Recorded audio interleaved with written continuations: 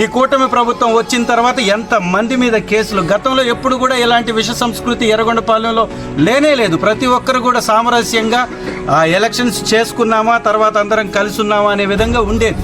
ఇతను వచ్చిన తర్వాత చిచ్చులు పెట్టడం, ఇలాంటి దుర్మార్గపు రాజకీయం చేయటం, ఈ విధంగా అక్రమ కేసులు కట్టడం, దానికి ప్రతి ఒక్కరిని పోలీసులతోటి బెదిరించడం. రీసెంట్గా పుల్లల చెరువులో చిన్న చిన్న కేసులకి పోలీస్ స్టేషన్కి పిలిచి 50-55 సంవత్సరాలు ఉన్నటువంటి వ్యక్తుల్ని చెయ్యి చేసుకొని కాళ్లతో తన్నినటువంటి సంఘటనలు.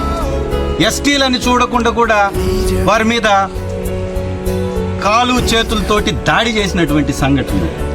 ఒక చిన్నపాటి ఒక వాము దగ్గర 55 సంవత్సరాలకి సంబంధించినటువంటి ఒక వ్యక్తిని పిలిచి కొట్టటం.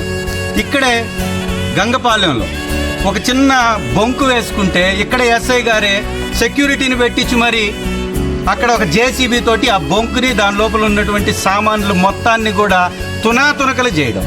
ఏంటిది? ఎవరిని చూసుకొనిది? ఎందుకు ఇంత వన్ సైడ్గా వెళ్ళిపోతున్నారు? అంటే ప్రజల్ని రక్షించడమా, లేకపోతే ప్రజల్ని ఇబ్బంది పెట్టడమా మీ యొక్క బాధ్యత? ఒకసారి ఆలోచించుకోవాలి. ఎవరో చెప్పినటువంటి మాటలు విని ఈ విధంగా ప్రజల మధ్యలో చిచ్చు పెడతా ఉంటే లా అండ్ ఆర్డర్ ప్రాబ్లం మీకే వస్తుంది. దాన్ని కంట్రోల్ చేయాల్సినటువంటి బాధ్యత కూడా మీకే